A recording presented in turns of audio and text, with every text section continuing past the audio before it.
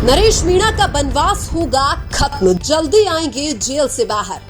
सरकारी वकीलों का रवैया भी अब दिखाता है कि अब नरेश मीणा ज्यादा दिन जेल में नहीं रहेंगे। एक थप्पड़ के आरोप में लंबे समय से जेल में बंद नरेश मीणा बहुत ही जल्दी जेल से रिहा होकर समर्थकों के बीच में होंगे। पिछली कुछ सुनवाई में नरेश मीणा के सामने सरकारी वकीलों का पक्ष भी कहीं न कहीं नरेश मीणा की जमानत का संकेत दे रहा है, क्योंकि सरकारी वकीलों का पक्ष सुनकर ऐसा लगता है कि उनको भी अब नरेश मीणा की जमानत से कोई ज्यादा प्रॉब्लम नहीं है।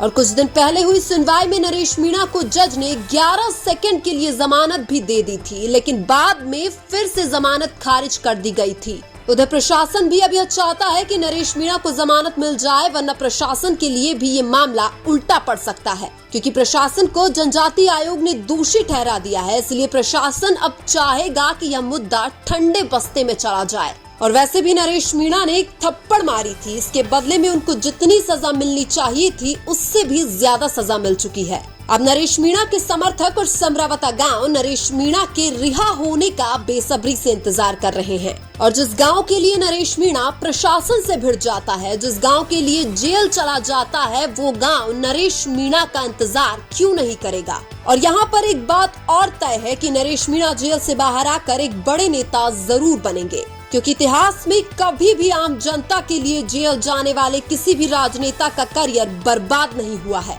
जितने भी राजनेता आम जनता के लिए जेल गए हैं, उनका भविष्य हमेशा चमका है।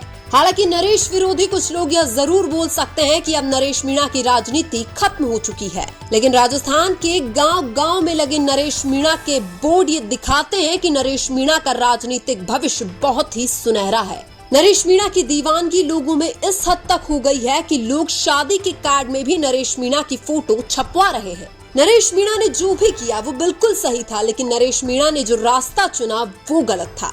नरेश मीणा को प्रशासन और सरकार के खिलाफ शांतिपूर्वक तरीके से लड़ाई लड़नी थी, लेकिन कानून को हाथ में लेकर नरेश मीणा सरकार के शिकंजे में आ गए थे। हालांकि नरेश मीणा शुरुआत में उग्र नहीं थे, वो ग्रामीणों के साथ शांतिपूर्वक धरना दे रहे थे। लेकिन नरेश मीणा का स्वभाव सब जानते हैं, इसलिए नरेश मीणा की छवि को खराब करने के लिए नरेश मीणा को उकसाया गया था। समरावता गांव में उपचुनाव के दौरान भाजपा सरकार ने भी कहीं न कहीं नरेश मीणा की कमजोरी का फायदा उठाया था, क्योंकि प्रशासन बिना सरकारी ऑर्डर के कभी भी कानून नहीं तोड़ता है, और एसडीएम ने कानून तोड़ा तो कहीं न कहीं सरकार का हाथ जरूर था। जब नरेश मीणा से पूछा गया कि आपने एसडीएम पर हाथ क्यों उठाया, आपको अगर गड़बड़ी लग रही थी तो कानूनी लड़ाई लड़नी चाहिए थी, उस पर नरेश मीणा जवाब देते हैं कि सर, अगर हम कोर्ट में जाकर इस गड़बड़ी की कानूनी लड़ाई लड़ेंगे तो हमारी कोई नहीं सुनेगा।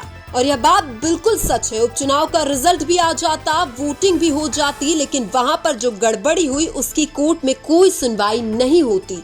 हालांकि नरेश मीणा द्वारा एसडीएम को थप्पड़ मारना गलत था, लेकिन ताली हमेशा दोनों हाथों से बजती है। एसडीएम ने गलती की तभी तो नरेश मीणा ने हाथ उठाया। पहले वहां पर एसडीएम गलत था, उसके बाद नरेश मीणा गलत हो गए। दोनों को अपनी अपनी गलती की सजा मिलनी चाहिए। हालांकि सजा सिर्फ नरेश मीणा को मिली है, एसडीएम को अभी भी सजा नहीं मिली है। अगर एसडीएम वो 3 फर्जी वोट नहीं डलवाते तो समरावता गांव में थप्पड़ कांड और आगजनी की घटना ही नहीं होती। इस लड़ाई की शुरुआत ही उन एसडीएम और कलेक्टर ने की थी, जिन्होंने भोले भाले ग्रामीणों के अधिकारों को छीनने का प्रयास किया था। हालांकि सरकार अभी भी गूंगी और बहरी बनी हुई है, क्योंकि वो कलेक्टर और एसडीएम पर कार्यवाही कर ही नहीं रही है। और इसलिए तो नरेश मीणा द्वारा एसडीएम को थप्पड़ मारने के बाद भी ग्रामीण लोग नरेश मीणा के साथ है।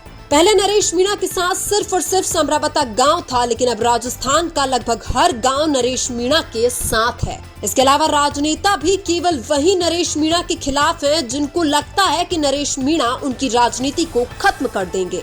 इसके अलावा राजस्थान के कुछ राजनेता तो नरेश मीणा के साथ है और कुछ इस मामले से ही दूर हैं। उधर राहुल गांधी भी अब नरेश मीणा का साथ देने के लिए बिल्कुल तैयार है। और वैसे भी नरेश मीणा की विचारधारा कांग्रेस से मिलती है, लेकिन भविष्य में नरेश कौन सी पार्टी में जाएंगे यह कहना अभी मुश्किल होगा। हालांकि नरेश मीणा के लिए कांग्रेस पार्टी में जाना और नई पार्टी बनाना, यह दोनों ऑप्शन सबसे बेहतर हो सकते हैं। लेकिन एक बात तो तय है कि भविष्य में नरेश मीणा विधायक और सांसद जरूर बनेंगे।